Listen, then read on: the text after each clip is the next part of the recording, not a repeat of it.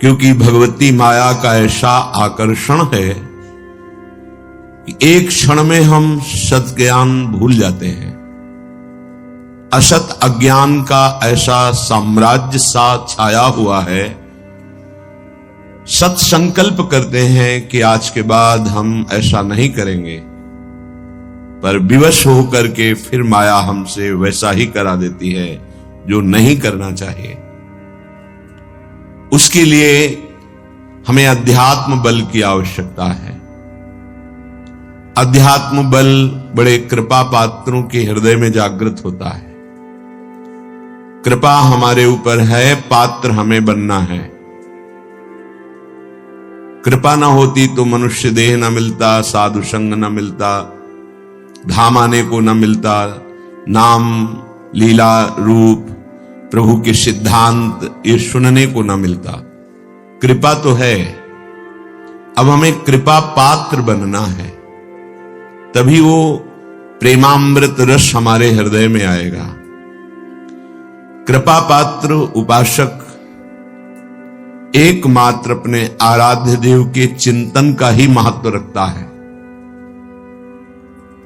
उपासक के अंदर ये प्रश्न नहीं आना चाहिए कि हमें 6 महीना 1 वर्ष हो गए नाम जप करते हुए, कोई हमें परिवर्तन तो नहीं दिखाई दे रहा।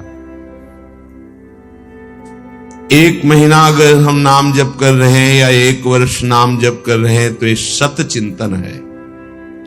सत चिंतन कभी व्यर्थ नहीं होता। तुम्हें पता नहीं है कि तुम्हारे कितने अशुभों का नाश कर चुका है नाम, यदि वास्तविक आप जप रहे हैं। संचित कर्मों को पहले भस्म करता है नाम। इसीलिए नवीन उपासक को यह अनुभव नहीं होता कि नाम का फल क्या है, क्या आनंद है, क्या दुख मिटता है। इसलिए प्रार्थना है आप अपने अज्ञान के कारण कहीं नाम जपना ना छोड़ दे कि जब से नाम शुरू किया हमें कोई लाभ नहीं दिखाई दे रहा, हमें नौकरी नहीं मिल रही, हमारा काम नहीं बन रहा, हमारे दुख नहीं मिट रहे और दुख बढ़ रहे हैं। ऐसा आपको माया अनुभव कराएगी। पर आपको दृढ़ विश्वास रखना है सदगुरुदेव के वचनों में, शास्त्र वचनों में, संतवाणी में। इसी विश्वास के सहारे हम अध्यात्म बल से युक्त हो जाते हैं। नहीं तो जब हम नाम जप करते हैं तो सबसे पहला काम नाम का होता है गोदाम में आग लगाना। जो हमारे संचित कर्मों का शुभ अशुभ गोदाम है उसको भस्म करता है।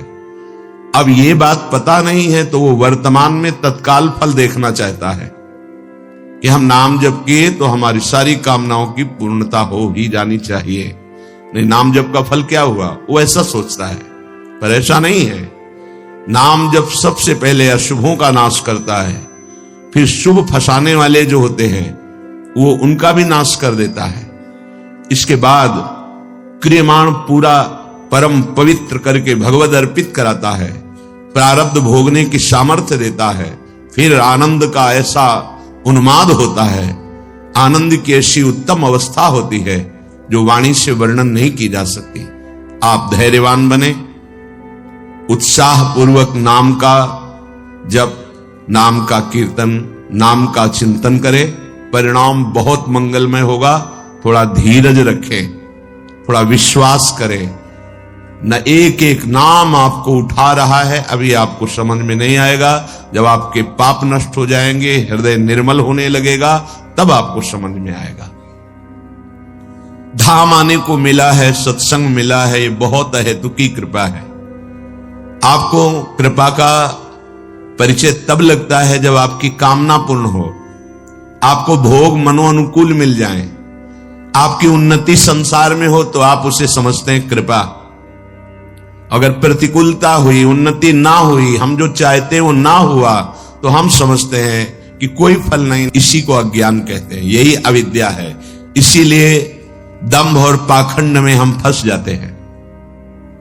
हम सत्य वस्तु को ना जानने वाले अपने जीवन को बर्बाद कर देते हैं। दंभ और पाखंड का आश्रय लेकर हम कामनाओं की पूर्ति के चक्कर में जो हमारा आत्मस्वरूप है, जो हमारा लक्ष्य था भगवत प्राप्ति, महासुख, हम उससे वंचित हो जाते हैं। श्रीपाद प्रबोधानंद जी महाराज कह रहे हैं, वृंदावनम शीतलमिन्दु वृंदा नंदामृतस्यन्दन चंद्रिकान्तः तत्प्राप्य मंदा उरुताप कंदात् भवाब्धि मुक्ता भजतासु कृष्णम। हे भाई, इस जगत में तो एक प्राकृतिक चंद्रमा उदय होता है और प्राकृतिक अमृत की किरणें प्रकृति में डाल करके जीवों के प्राणों का पोषण करता है। चांदनी प्रकाशित होती है, शीतलता देता है। लेकिन हमारे वृंदावन धाम में दो चंद्र प्रकाशित हो रहे हैं, युगल चंद्र श्री श्यामा श्याम जी। इनके प्रताप से प्रेमामृत का वर्षण होता है। यहां युगल चंद्र से संपूर्ण वृंदावन के खग मृग पशु पंछी लता और वृंदावन वासी इस प्रेमामृत परम शीतल परम सुखमय युगल चंद्र का सेवन करते हैं। इसलिए है भाई, तुम वृंदावन का आश्रय ले लो, तुम वृंदावन का वास स्वीकार करो। पर ये मंद भाग्यगण अनेक तापों की बीज स्वरूप अविद्या माया इसमें जलते रहते हैं। ये युगल चंद्र की शीतलता का परिचय ही नहीं जानते हैं। हमारी प्रार्थना है, इस संसार में तुम फंस चुके हो, मुक्त होने की इच्छा करो। श्रीपाद कह रहे हैं, मैं मुक्त होना चाहता हूं। ईमान अपमान सुख दुख लाभ हानि जन्म मरण, ये नाना प्रकार के दुख देने वाले द्वंद्व कपट का यहां जाल बिछा हुआ है। कोई सच्चा प्यार नहीं करता। पाए जान जगत में सब जन कपटी कुटिल कलयुगी टंचु। इसलिए हे प्रभु, मैं इस दुख में संसार से मुक्त होना चाहता हूं। ये किसी भाग्यशाली के हृदय में बात आती है। श्रीपाद कह रहे बहुत ही सहज में तुम्हें इस संसार से मुक्त करके प्रेम में आसक्त करके महासुख प्रदान करने की सामर्थ्य वृंदावन धाम रखता है। इसलिए आओ, तुम्हारा स्वागत है। एक बार वृंदावन आओ और बैठ करके शांति पूर्वक एकाग्रता पूर्वक भगवत चरणारविंद की रति प्रदान करने वाले मुक्त करने वाले सत्संग का श्रवण करो, मनन करो और आचरण में उतारो, तो तुम्हें श्री कृष्णचंद्र का शीघ्र ही वो भजन प्राप्त हो जाएगा जिससे परमानंद, जिससे प्रेमानंद, विज्ञानानंद घन ये अनुभव होगा। विषयानंद छूट जाएगा जो धोखे का है, और सच्चिदानंद तुम्हें प्राप्त हो जाएगा जिनका नाम श्री कृष्ण है। श्री प्रियाजू कृष्णचंद्रजू लालजू महाराज, प्रियालाल के चरणारविंद का प्रेम और उनका परिचय ये सब प्राप्त हो जाएगा। इस धाम में आने के लिए यदि तुम्हारे सदगुरु मना करें तो भी तुम्हें उनकी आज्ञा नहीं माननी। ये बात श्रीपाद प्रबोधानंद जी महाराज कई बार कहा है इस वृंदावन महिमामृत में, क्योंकि धाम परम गुरु है। किम नः सद्गुरु गौरवेन कुरुताम किम लोक लज्जाद्यनः किम वानोपयसो भयम न विषयो धर्मस्य कस्याप्यहम् उन्मादीव शृणोम्यहम् न सतसः शास्त्रस्य तद्विद्वचः श्री वृंदावन सदृशेन यद् भूदाविष्टमुच्चैर्मनः। यदि तुम्हारे सदगुरु वृंदावनवाद का निषेध करें, वृंदावन आने का निषेध करें, तो उनके गौरव को नहीं रखना।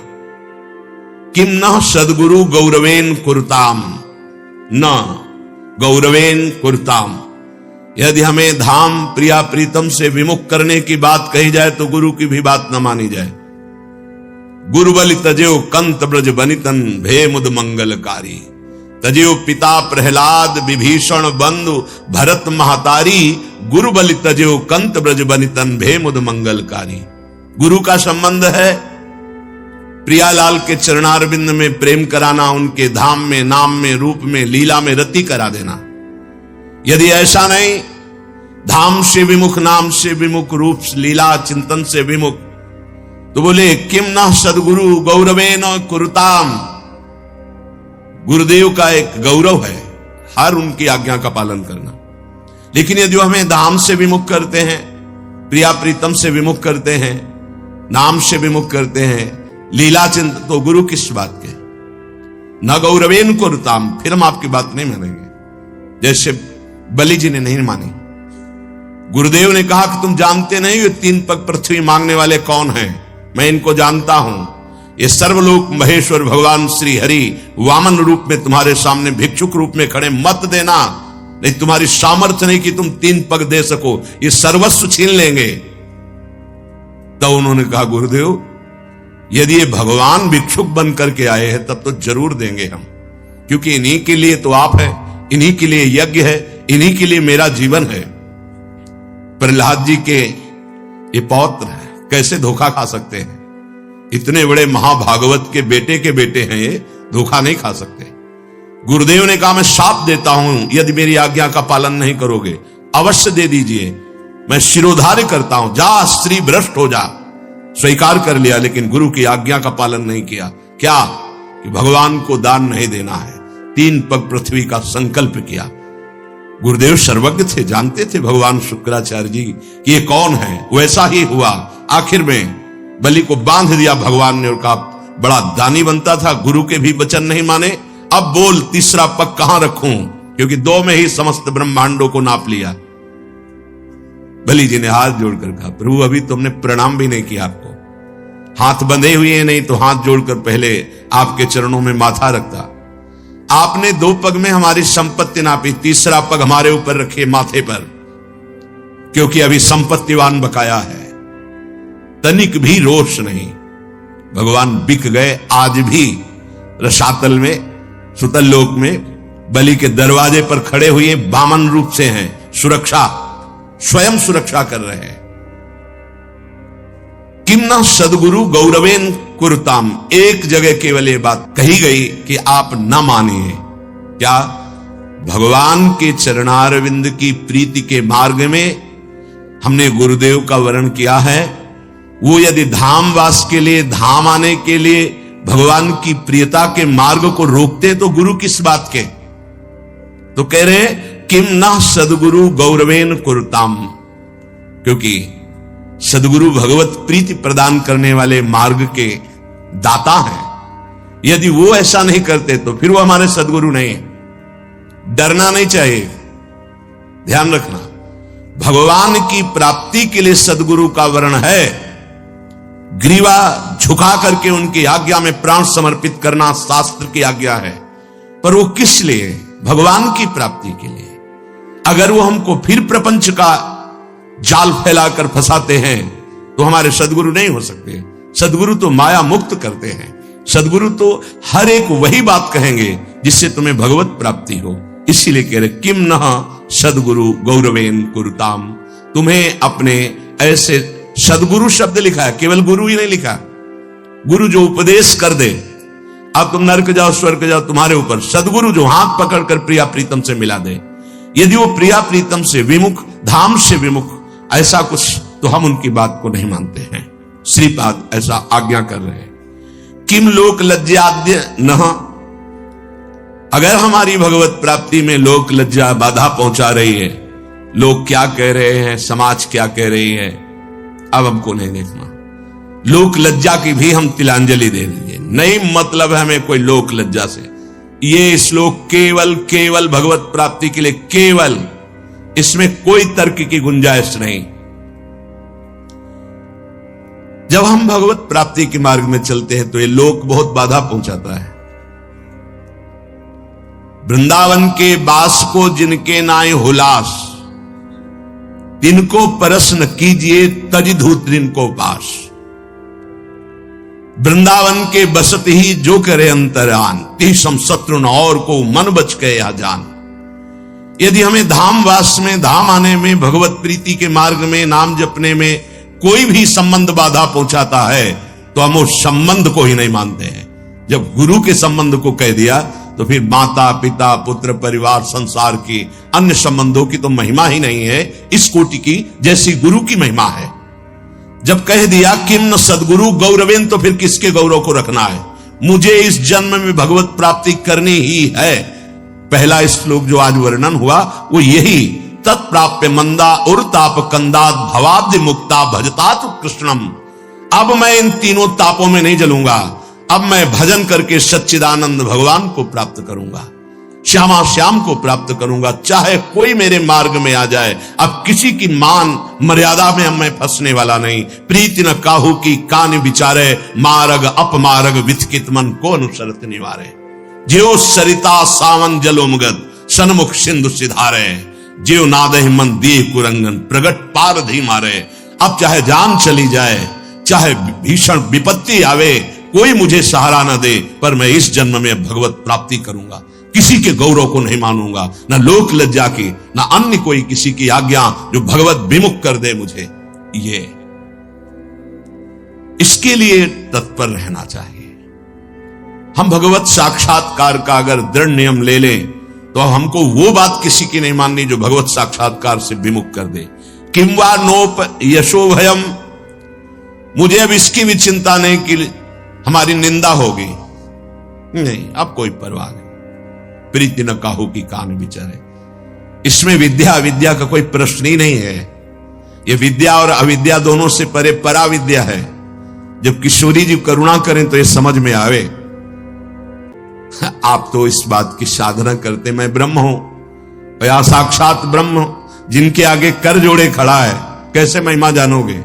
जिनके चरणों की आराधना करके ब्रह्म भाव पुष्ट होता है वो जगत गुरु भगवान श्री कृष्ण है। जिनकी श्वासों से वेद प्रकट हुआ, उसी वेदों के शिरोभाग को उपनिषद कहते हैं, वही उपनिषद तत्वबोध कराते हैं। जिनकी श्वासों से वेद प्रकट हुआ, जिन्होंने स्वयं प्रकट होकर गीता गायन किया, जिन्होंने स्वयं प्रकट होकर श्री कृष्ण द्वैपायन भगवान व्यास देव जी के रूप में वेदों का विस्तार किया, वो भगवान जिनके आगे हाथ जोड़े खड़े हैं, वो पराविद्या राधा नाम धारण करने वाली हमारी स्वामिनी हैं, जिनको राधा कहा गया, जिनकी आराधना स्वयं श्री कृष्ण करते हैं, वो राधा। कैसे समझ में आएगा? प्रीति न काहू की कान विचारे। अब परवाह नहीं कि लोग क्या कहते हैं, अब परवाह नहीं कोई कह दे तुम्हें नरक मिलेगा, पक्का स्वीकार। पर प्रियालाल के साथ श्री राधिका रत निकुंज मंडली तत्त तत्त हृदय में विराजिताम, यत्र यत्र मम जन्म कर्म भिन्न नारके परमे पदे थवा। अब परवाह नहीं। प्रेमी किसी की परवाह नहीं करता। ये श्लोक बहुत बेपरवाही का है। वृंदावन धाम से प्रेम, प्रिया प्रीतम के नाम और रूप से प्रेम, लीला से प्रेम। आप प्रेम की मर्यादा रहेगी, अन्य किसी की मर्यादा नहीं। यहां तक कि वेदान्नप सन्न्यस्तिसा केवलम अवच्छिन्न अनुरागम लभते, जो वेद का भी भली भांति त्याग कर देता है वो अखंड प्रेम को प्राप्त होता है। ये प्रेम है। अब मुझे परवाह नहीं कि लोक निंदा करता है, पक्का। हर मार्ग के पथिक का विश्राम भेष स्थल गुरुपद संन्यास है। ब्रह्मचर्य से नैष्ठिक ब्रह्मचर्य, ब्रह्मचर्य से गृहस्थ, गृहस्थ से वानप्रस्थ, वानप्रस्थ से सन्यास, नैष्ठिक ब्रह्मचर्य से महावाक्य, महावाक्य से सन्यास। सन्यास आश्रम हर मार्ग का गुरु है।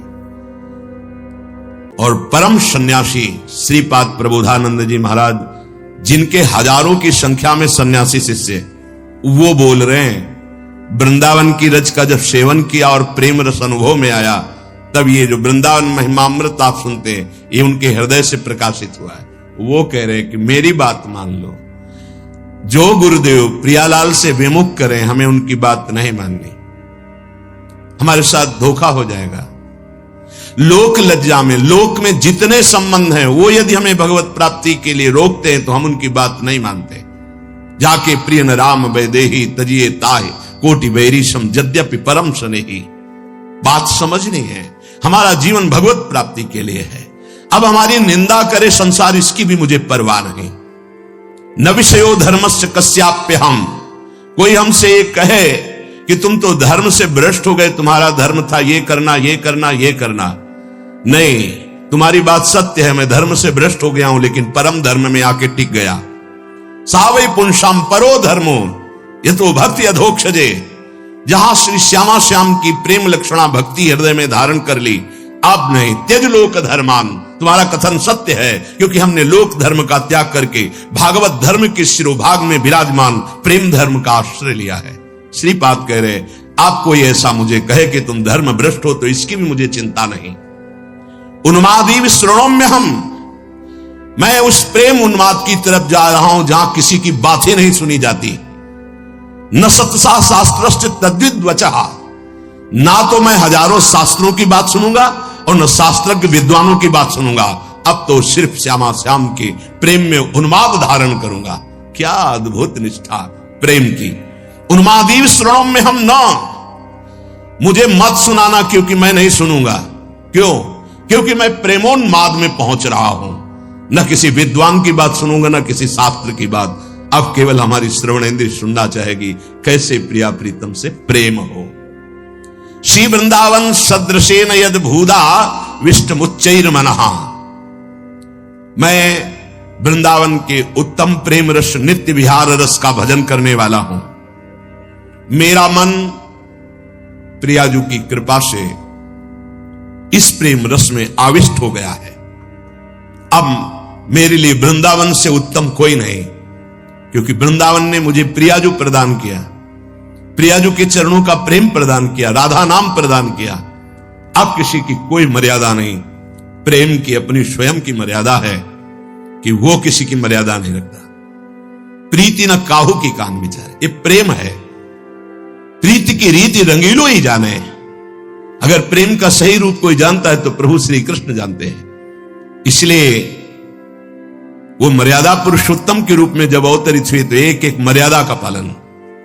और जब लीला पुरुषोत्तम प्रेमावतार श्री कृष्णचंद्र जी, महाराज की लीलाओं को समझना सदगुरु की चरण शरण में बैठकर ही हो सकता है। जो रसिक हैं, जो लाडली लाल के रस में डूबे हुए रसिक सदगुरुदेव हैं, उनके चरणों के समीप बैठकर ही इनकी लीला समझ सकते हैं। नहीं, इनकी लीला बड़े बड़े मुनियों के लिए भी अगोचर ही है। न देवैर ब्रह्मादेर न खलु हरि भक्तैर न सुहृदा, ये स्वयं बाके हैं, इनकी लीला भी बाकी है। ये बाके की बाकी लीला को जिसका कहीं कुछ बाकी नहीं रह गया वही समझ सकता है। कोई भी चाह, कोई भी लालसा यदि बाकी है तो बाके की लीला को नहीं समझ सकता। जिसका हृदय समस्त कामनाओं से इच्छाओं से रहित हो चुका है और प्रेम रस का रसिक हो गया है, वो इनकी लीलाओं को जानता है। श्रीपाद कह रहे, ये मैंने इसलिए कहा कि मेरा मन श्यामा श्याम के प्रेम में अब प्रवेश कर गया है और ये प्रेम पंचम पुरुषार्थ है। तो उपासक को बड़ी कृपा है यदि वृंदावन धाम आने को मिले, आश्रय मिले, वास करने को मिले, उसमें विशिष्ट कृपा के सत्संग मिल जाए। सत्संग से हमारे समस्त संशयों का नाश हो जाता है और हृदय दृढ़ हो जाता है कि अब मैं मुक्त होना चाहता हूं। जीवन मुक्त महापुरुष ही प्रेम में प्रवेश होता है, ध्यान रखना। प्रेम रस तभी प्राप्त होता है, पहले प्रेम जीवन मुक्त करता है, तत्वबोध कराता है। सर्वान वस्तु तया निरीक्ष परम स्वाराध्य बुद्धिर्मम, जो उपनिषद कहते हैं सर्वम खलमिदम ब्रह्मणे नानास्ति किंचन, इसका पहले बोध होता है, फिर प्रेम रस प्राप्त होता है। जीवन मुक्त करके विदेह स्थिति से फिर वो प्रेम प्रदान करते हैं। जैसे पांचों भूले देह शुद्धि, ये विदेह स्थिति है। तब छठे भावना रास की, तब वो भावना में प्रवेश करता है। इतनी ऊंचाई हम अपने साधन बल से नहीं प्राप्त कर पाते, ये गुरु कृपा बल से। तभी कहा है रे मन रसकन संग बिन रंच न उपजे। एक साधारण बिना साधन जानने वाले को भी प्रियाजू मिल गए। क्यों? क्योंकि सीधे रसिक कृपा और आसक्ति मेरी लाडली मेरी प्रियाजू। वो दुनिया के शास्त्रों का परिचय नहीं जानता, सिद्धांतों का परिचय नहीं जानता, बस उसके हृदय में एक बात बैठ गई, मेरी प्रियाजू, मेरी स्वामिनी, मेरी प्राण प्रिय सखी लाडली जू, बात बन गई। ये जन्म बंधन से कर्म बंधन से मुक्त होना बहुत कठिन विषय, बहुत कठिन। जब शास्त्रों का स्वाध्याय करो तब पता चलता है। तभी कहते हैं भगवत प्राप्ति अत्यंत कठिन, पर वो गलत शब्द है। भगवत प्राप्ति अत्यंत सरल। संसार का राग, शरीर का राग छोड़ पाना बड़ा कठिन, इसीलिए परिणाम को वो कठिन बोल देते हैं। परिणाम को कठिन बोलने से घाटा हो जाएगा, हम डर जाएंगे कि हम भगवत प्राप्ति नहीं कर पाएंगे। हमें उत्साह रखना है कि भगवत प्राप्ति बहुत सरल है। कठिन है शरीर संसार का राग छोड़ना, और इसकी जिम्मेवारी है गुरुदेव की। बस आप उनके कथनानुसार चले तो शरीर और संसार के राग का नाश हो जाएगा। परमार्थ का स्वरूप कल के सत्संग में वर्णन किया गया कि उपासक चाहे वो गृहस्थ हो या विरक्त, यदि इस मार्ग में उन्नति प्राप्त करना चाहता है तो किसी के स्वभाव या कर्म की ना तो प्रशंसा करे और ना निंदा करे। क्यों? जब वो गलत कर रहा है तुम निंदा क्यों ना करें? तुम क्रिया को देख रहे हो लेकिन पावर को नहीं देख रहे। पावर गोविंद है उसमें, सामर्थ्य गोविंद है उसमें। उपासक उपास्य देव को देखता है, क्रियाओं को नहीं देखता। बोले नहीं, बहुत गंदा आदमी, उससे हम भगवान कैसे मान सकते हैं? तो गंदा उसकी क्रिया को लेकर के है, लेकिन परम कारण तत्व जो बैठा है वो निर्विकार, चेतन, अमल, सहज सुख राशि, उसको क्यों नहीं देखा? तुम क्रिया देखने वाले संसारी नहीं हो, तुम तत्व का दर्शन करने वाले भगवत भक्त हो, उपासक हो, जिज्ञासु हो। जैसे है हम छाया को देखकर, कल ध्यान कीजिए सत्संग का, छाया को देखकर भ्रम हो जाता है कोई है क्या? ठूंठ को देखकर भ्रम हो जाता है भूत है क्या? रस्सी या टायर को देखकर हमें भ्रम हो जाता है ये सर्प है क्या?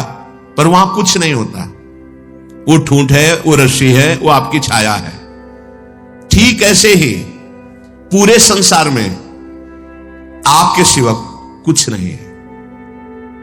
सच्ची माने आपको भ्रम होगा, कैसे ऐसे हो सकता है? जैसे स्वप्न में आपके मन के सिवा कुछ नहीं था, उसमें दुश्मन भी थे, मित्र भी थे, भोग भी था, ना जाने क्या क्या था, पर जब जगे तभी वो झूठा समझ में आया ना। स्वप्न में तो आपको सब सत्य लग रहा था, ऐसे ही अज्ञान से युक्त होने के कारण आपको ये नानात्व तो सत्य लग रहा है। स्त्री पुरुष, अच्छा बुरा, नीच उत्तम मध्यम, ये आपको लग रहा है। श्री भगवान कह रहे हैं बहुत गूढ़ प्रसंग है। अगर आज का प्रसंग समझ लेंगे तो प्रियाजू के चरणों में लिपट जाएंगे कि मेरे बस की बात नहीं। ध्यान से सुनिएगा। आत्मैव तदिदं विश्वम सृज्यते सृजति प्रभु। बहुत सुंदर विषय। भगवान ने अपने आप से अपने आप का सृजन किया है, दूसरा कुछ नहीं।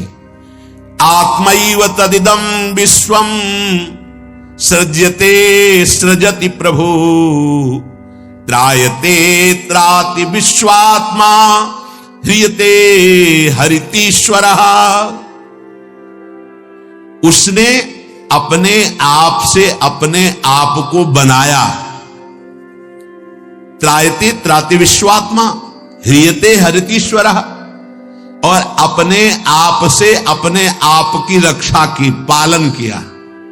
और फिर ह्रियते हरितीश्वरः, फिर अपने आप से अपना संहार किया। यह है सत्य विषय। उद्धव तस्मान्नहात् बनोन्यस्मा दन्यो भावो निरूपितः निरूपितेयं त्रिविधा निर्मूला भातिरात्मनि इदं गुणमयं विद्धि त्रिविधम मायया कृतम।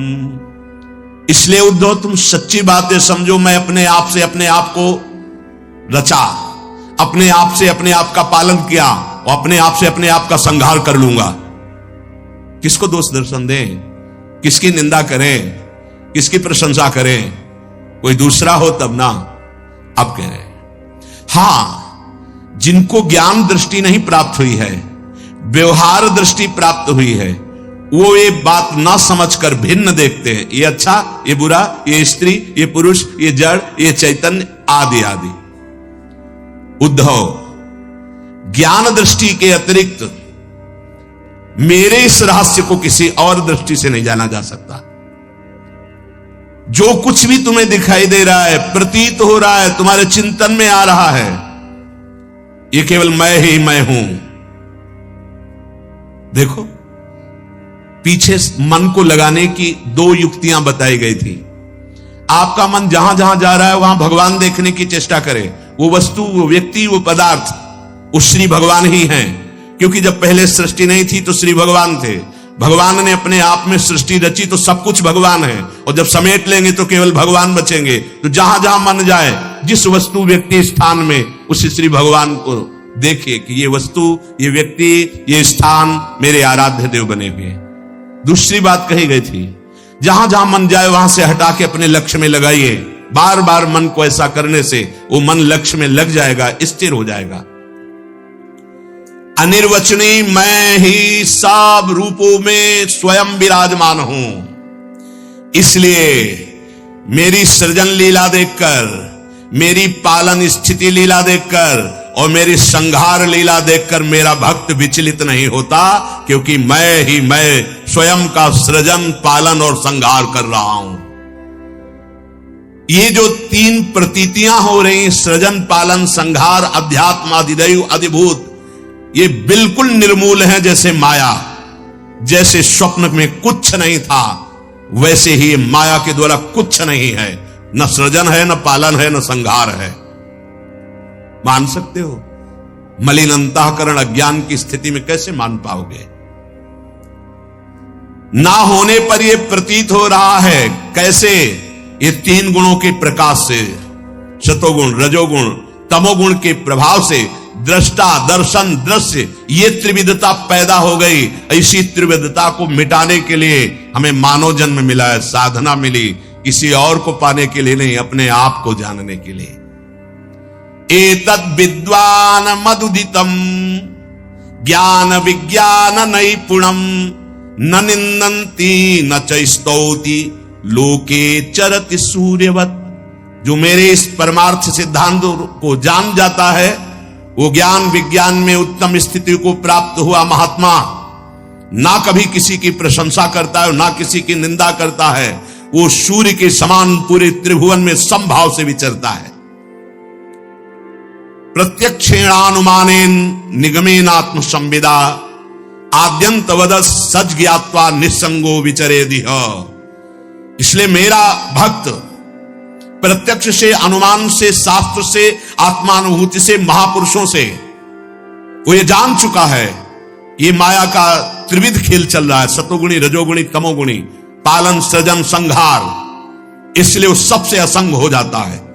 ये स्थूल, सूक्ष्म कारण, तीनों लोग असंग होकर के वो अपने आप से अपने आप में तृप्त रहता है।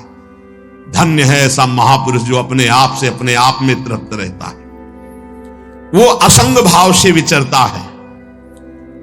उद्धव जी को एक प्रश्न यहां परेशान करने लगा मन में कि आत्मा अविनाशी चैतन्य घन, शरीर जड़ नाशवान, फिर ये जन्म किसका होता है, फिर मरण किसका होता है? प्रश्न कर बैठे। बहुत सुंदर प्रश्न है और बहुत सुंदर उत्तर है। यदि आप समझ पाए तो आप प्रियाजू के चरणों में भाग पड़ेंगे, क्योंकि आपकी समझ के परे की बात है। लाडली जो मेरी तो कुछ समझ में नहीं आया, बस मैं तो यही कह रहा हूं, हमारी महारानी श्री राधा रानी। इसलिए थोड़ा धूप का ताप लगे ना तो वृक्ष की छाया अच्छी लगती है। देखो, संसार से मुक्त होने के लिए ये बहुत जोर का प्रश्न है। उद्धव जी ने कहा, नैवात्मनो न देहस्य संस्कृतिर्दृष्ट दृश्ययोः अनात्मस्व दृशोरीस कस्य स्युदुपलभ्यते। प्रभु, ये चर्चा आपको मिलेगी नहीं प्राय, क्योंकि कथन और श्रवण के लिए स्थान की भी जरूरत होती है। तो यह श्रीधाम वृंदावन, और यहां व्यक्त अव्यक्त बड़े बड़े महापुरुष पधारे हुए हैं। तुम्हारी दृष्टि नहीं है तो तुम्हें व्यक्ति समझ में आएगा। जहां भगवत शास्त्रों का सत्संग होता है वहां सनक सनंदन सनातन सनत कुमार श्री हनुमान जी महाराज बड़े बड़े महाभागवत पधारते हैं, और उन्हीं के सानिध्य से समझ में आ सकता है। ये विशुद्ध भागवत परमार्थ मार्ग है, इसीलिए बहुत कठिन पड़ता है। गुरु कृपा से ही ये बात समझ में आती है। दूसरा है इहामूत्र फल भोगो विरागस तदनंतरम। जितना भी हम देख पा रहे हैं और जितना सुन पा रहे हैं, इन सब भोगों से वैराग्य हो जाना चाहिए। मुक्त होने के लिए। सुने हुए भोग, जैसे शास्त्रों में ऐसा करे तो विमान मिलेगा, अप्सरा मिलेगी, ये मिलेंगे, वो मिलेंगे, इतनी यज्ञ करने के बाद इस पद का अधिकारी होगा, इस पद का अधिकारी होगा, 100 अश्वमेध यज्ञ के बाद देवराज इंद्र पद का अधिकारी होगा, ऐसा तप करने से तप लोग जाएगा, ऐसा करने से महार लोग जाएगा, ऐसा होगा तो जन लोग, ये सब वेदों में वर्णन है, ऐसा करने से वो ब्रह्म लोक को जाएगा। आ ब्रह्म स्तंभ पर्यंतम सर्वम मायामयम जगत। जिस उपासक को ये बात समझ में आ गई, इष्ट के सिवा कुछ नहीं, न इस लोक के भोगों में राग, न परलोक के सुने हुए भोगों में राग, उस परम वैरागी को दूसरा साधन प्राप्त हो जाता है, जो दर्शन और श्रवणादि के द्वारा देह से लेकर ब्रह्मलोक पर्यंत संपूर्ण अनित्य भोग पदार्थों का घृणा बुद्धि से त्याग कर चुका है। नारायण स्वामी, ब्रह्मादि के भोग सब विषम लागत ताई, नारायण ब्रज चंद की लगन लगी जाए। समझो कितना कठिन है भोगों का राग। यहां से ही नहीं, यहां से लेकर ब्रह्मलोक तक कोई भी भोग उतरे और तुम्हारा मन चलायमान ना हो, उतरता है, उसे दूसरा नहीं जानता, वही उपासक जानता है जो जिस कोटि का होता है। जैसे आप मृत्यु लोक के भोगों पर विजय प्राप्त कर लिए तो आपके पास अप्सरा आएंगे, आपके पास दैवी आकर्षण आएगा, आपको ऐसा आएगा जैसे स्वप्न में आता है। बैठे बैठे एकांत सेवन कर रहे हैं, आपके सामने वो दृश्य उपस्थित है, चिल्ला पड़े, नहीं प्रियाजू, हे करुणामयी स्वामिनी, ये मेरा मन कहां खत्म दृश्य, आगे बढ़ो। हर लोक का भोग आएगा, हर लोक की आकर्षणकारी वृत्तियां आएंगी। बोले हमारे सामने तो नहीं आती, 100 ग्राम बर्फी में तो मन चलायमान हो गया, तुम्हारे सामने स्वर्ग का भोग आवे है? यहां का साधारण पांच भौतिक शरीर तो तुम्हें गिरा दिया तो तुम्हारे सामने अप्सरा आएगी। भले समझो, यहां लाख 10 लाख करोड़ का आदि तो तुम्हें गिरा दिए तो तुम्हारे पास सिद्धियां आएंगी। समझो, जब इस लोक के किसी भी भोग का आकर्षण उपासक के अंदर नहीं रहता, तब दैवी आकर्षण उपस्थित होता है। पूज्य पादुड़िया बाबा के पास ऐसी देव सुंदरियां स्वर्ण की थालों में विभिन्न प्रकार के खाद्य पदार्थ लेकर, और बाबा मुझे स्वीकार करो, भोग स्वीकार करो, भाग पड़े बाबा। और जब भागे बहुत और अंदर से पुकारा गुरुदेव, तो पीछे मुड़ के देखा कुछ नहीं, दैवी सब। उनको बड़ा आनंद आया कि चलो भयभीत हो गए, कम से कम राग तो नहीं हुआ, आगे बढ़े। इस लोक में जो दर्शन किया, श्रवण किया, परलोक की जो बातें श्रवण करी, कहीं भी कोई आसक्ति नहीं, घृणा बुद्धि से कि सब माया में जादू का तमाशा है, सत्य है तो प्रियालाल सत्य है, प्रभु सत्य है, उसे वैरागी कहते हैं। दूसरा साधन। तीसरा बहुत जोर की संपत्ति है, यह साधक की संपत्ति है। बोले शम दमादि षटक संपत्ति है।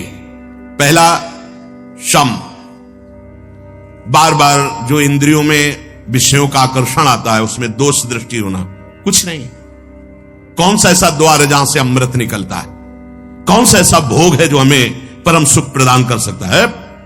बार बार दोष दृष्टि, और उसका चित्त विरक्त हो गया, चित्त, और अपने लक्ष्य पे स्थित हो गया है, उसे शम कहते हैं। चित्त को ही संकल्प विकल्प करने के कारण मन कहते हैं। जिसका मन अपने आराध्य देव में आसक्त हो गया है, कोई भोग उसे विचलित नहीं करता है, वो पहला संपत्तिवान है, शम रूपी संपत्ति उसको प्राप्त हो चुकी है। दूसरा, विषयेभ्यः परावर्त स्थापनम स्व स्व गोलके उभयेषा इंद्रियाणाम सा दमः परिकीर्तितः।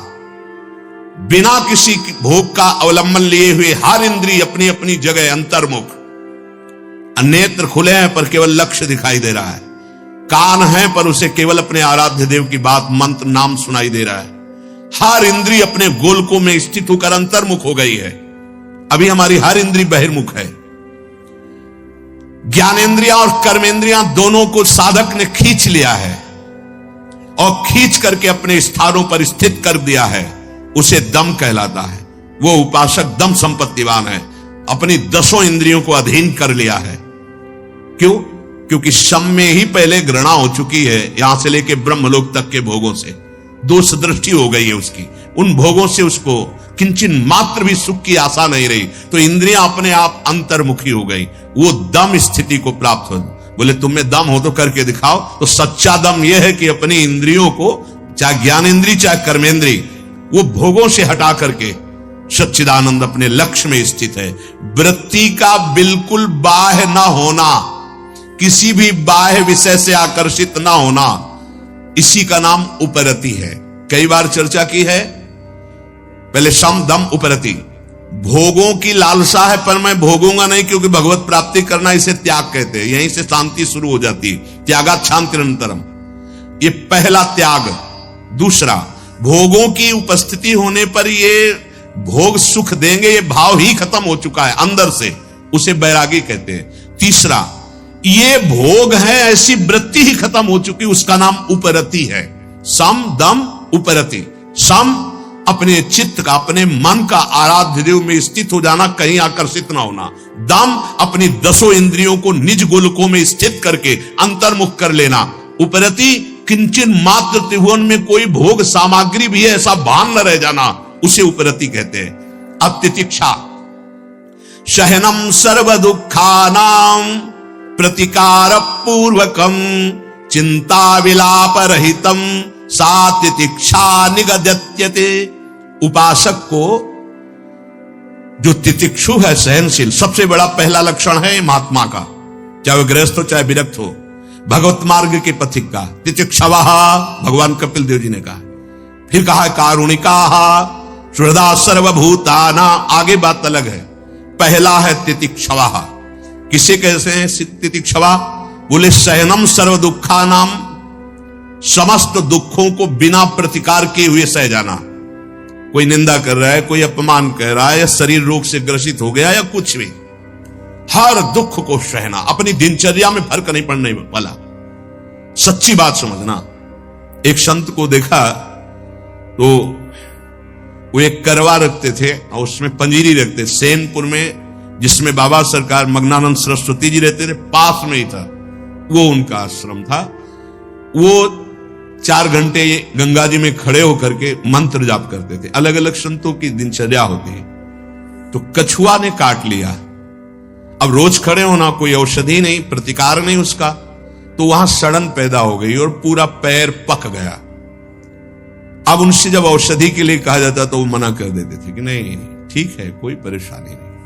सच्ची तितिक्षा यह है कि प्रतिकार किए बिना आए हुए प्रारब्ध भोग को सह जाना।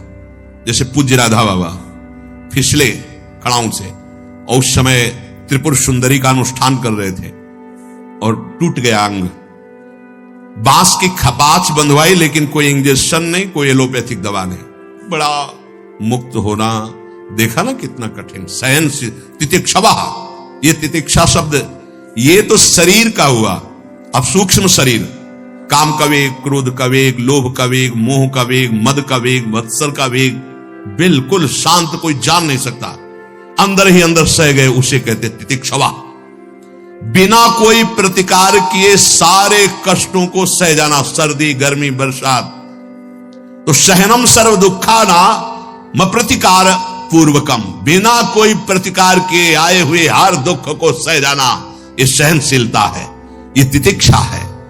फिर श्रद्धा, शम दम उपरति तितिक्षा और श्रद्धा। जैसा गुरुदेव बोले बिल्कुल वैसा, बिना विचार किए वैसे का वैसा मानना। जैसा शास्त्र आज्ञा कर रहा है वैसे का वैसा मान लेना, इसे श्रद्धा कहा गया है। और श्रद्धावान लभते ज्ञानम, वही शुद्ध ज्ञान और भक्ति को प्राप्त होता है। तुम्हें लाभ दिखाई दे रहा है लेकिन गुरुदेव को हानि दिखाई दे रही, गुरुदेव की बात मानो। नहीं, जो वो कह रहे हैं हमें अक्षरशः पालन करना है। अब इसके बाद समाधान। कई बार कहा है कि चित्त का समाधान हो जाना चाहिए साधक का। समाधान के विषय में कोई प्रश्न नहीं होना चाहिए। क्या समाधान? सर्वदा स्थापनम बुद्धे शुद्धे ब्रह्मणि सर्वथा तत्समाधानमित्युक्तम न तो चित्तस्य लालनम। कह रहे हैं चित्त का दुलार करना समाधान नहीं कहलाता। आज ये खा लें, आज वो पी लें, आज ये देख लें, आज वो सुन लें, ये साधक चित्त न तो चित्तस्य लालनम। चित्त का दुलार करने के लिए हम सब मार्ग में नहीं आए, विध्वंस करने के लिए आए। मन मांगे आज रबड़ी तो उसे नमक का घोल देना चाहिए। भगवत मार्ग में चले। ये किसको बुला रहे हो? किसको बढ़ा रहे हो? उठा के पटक देगा तुम्हें जिसको खवा रहे हो।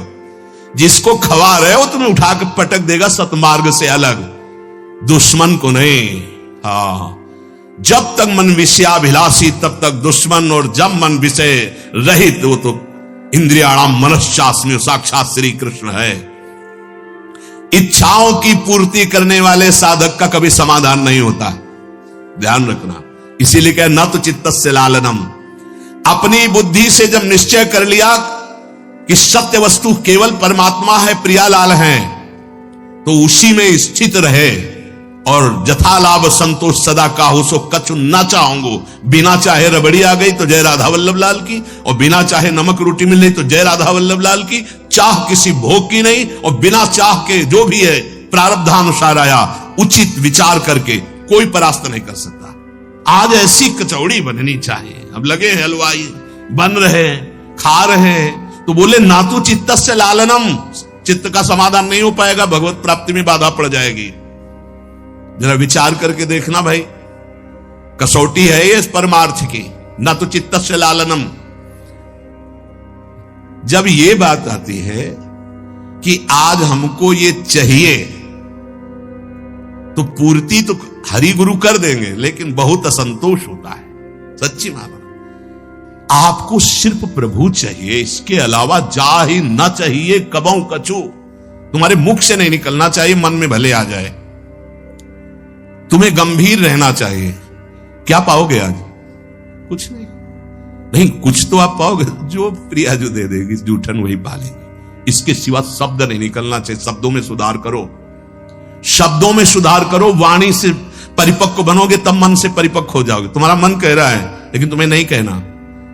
आज उत्सव है, आप सब मिलकर बताइए क्या पवाया जाए? ये कुछ नहीं, नहीं कुछ तो फिर जो आप दे देंगे श्री जी की जूठन वो पालेंगे। इसके अलावा शब्द नहीं होना चाहिए कि आज इनका जन्मदिन है, आज अमुक चीज बननी चाहिए। ये अमुक चीज श्री जी के लिए बननी चाहिए। आपकी अगर भाषा भी निकले, आज हमें मन करता है कि श्री जी को आज ये पवाया जाए क्या? हाँ, ये श्री जी को पवाया जाए। ये तो बात समझ में आ गई। नहीं, आज अमुक उत्सव है, आज अपने लोग ये पाएंगे। गए आप सब लोग साधन से चले जाओगे। पक्का समझ लीजिए, ये चित्त का लालन करना, दुलार करना, ये बहुत हानिकारक है। ये सब इंद्रियों को फ्री कर देगा। जो हम समेटना चाहते हैं, बिखरी पर्यो मन सिमटत नाही, इंद्रन लीनो जीत सिद्रुदा जी। तो समाधान क्या है? जो गुरुदेव के द्वारा निश्चय किया गया तत्व, श्यामा श्याम, इसके सिवा में कुछ नहीं चाहिए। न जीवन, न मृत्यु, न सुख, न दुख, न लाभ, न हानि। जैसी भी परिस्थिति आएगी उसको सबको सहेंगे। बस यही हम कहेंगे कि हमें श्यामा श्याम चाहिए, इसके अलावा कुछ नहीं। आपको क्या पसंद है? राधा नाम नहीं, वैसे ना, ऐसे ना वैसे। आपको क्या चाहिए? श्री जी की दास्ता। आप अकेले रहते हैं? नहीं, श्री जी के साथ रहते हैं। हर उत्तर आपका अध्यात्म से जुड़ा होना चाहिए। नहीं, सुनते हैं व्यवस्था आपकी ठीक नहीं है। हमारी व्यवस्था बहुत जोर की है।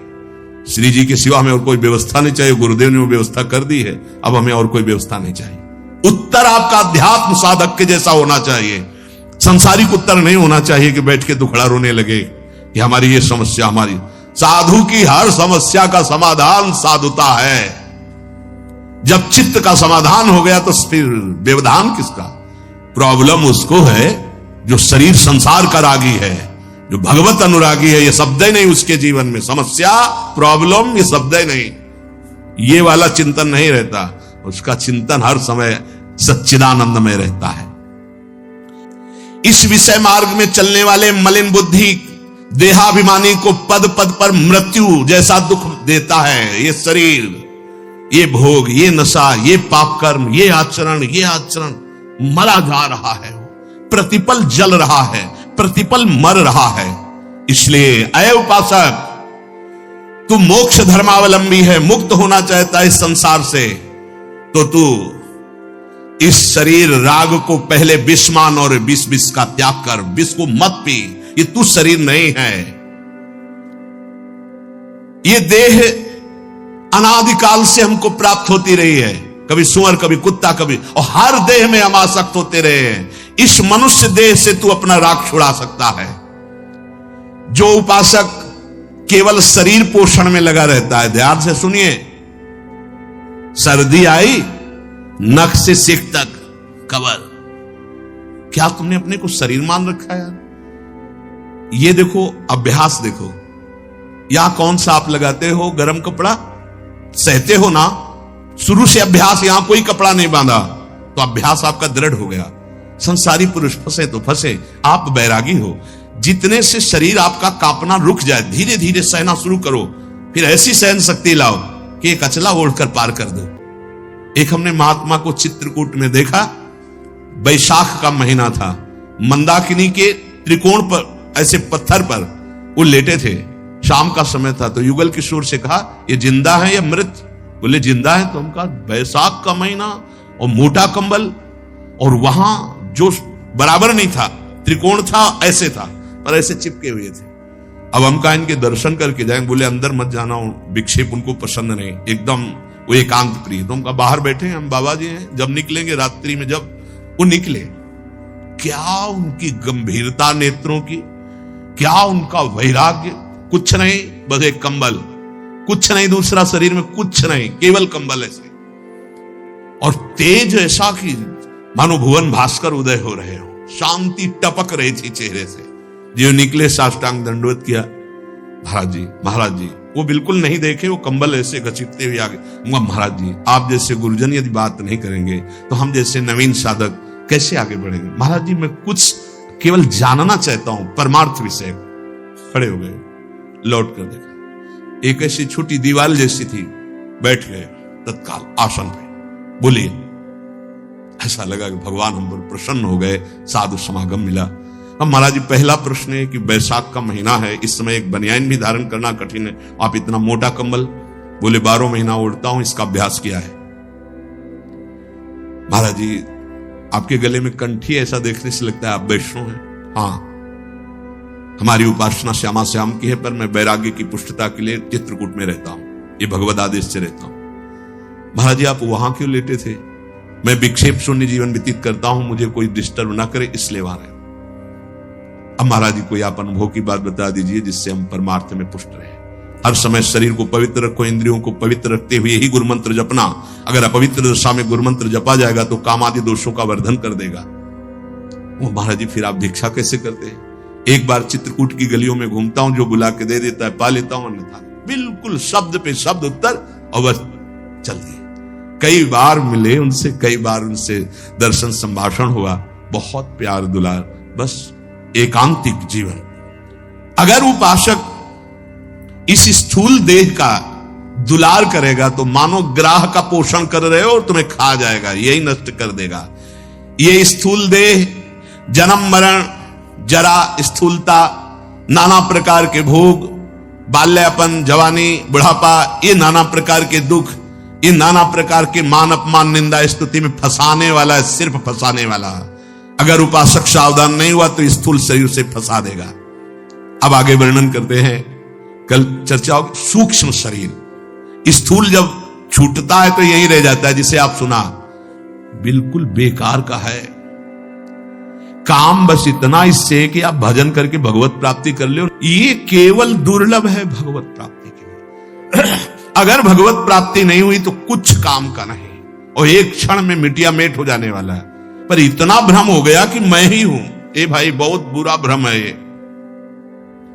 इसी को, अरे गाल लाल नहीं है, वो बताना चाहते हैं कि अब तुम्हारा बुढ़ापा आने वाला है, फिर भी ऊपर लाल ही लगाए हैं गाल। हाँ, भौं बिगड़ी हुई है, फिर भी एक एक बाल उखड़वा के उसको सुंदर, कितने दिन रख पाओगे सुंदर?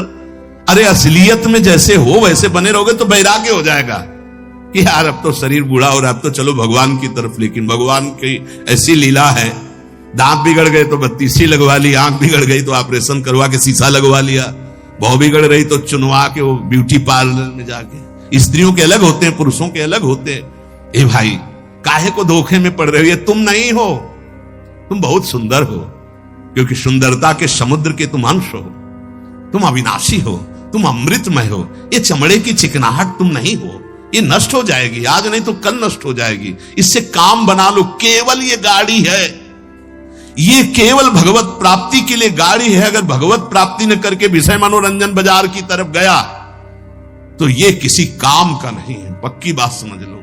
मरने के बाद पशुओं का शरीर काम में आ जाता है, उनके चमड़ा, उनकी हड्डियां, इसका कुछ काम में आने वाला नहीं, और ये क्षण भंगुर किसी भी समय नष्ट हो सकता है। भगवत प्राप्ति कर लो, इसकी यही सार्थकता है। अगर नहीं समझ पाए तो भोगों में फंसा देगा। शरीर राग तुम्हारा अगला जन्म तय कर देगा, नष्ट कर देगा। तो स्थूल शरीर तो यहीं छूट जाता है, सूक्ष्म शरीर का अभिमान सहित अगला जन्म होता है। और आत्म तत्व यद्यपि ज्ञान स्वरूप है, यद्यपि कभी नहीं बंधा, पर भ्रम से सूक्ष्म शरीर पर आसक्त होने के कारण उस अजन्मा को जन्म का कष्ट होता है, उस अविनाशी को मरने का कष्ट होता है। आगे चर्चा सूक्ष्म शरीर क्या है, हम उसमें कैसे आ सकते हैं। श्री राधा वल्लभ लाल की।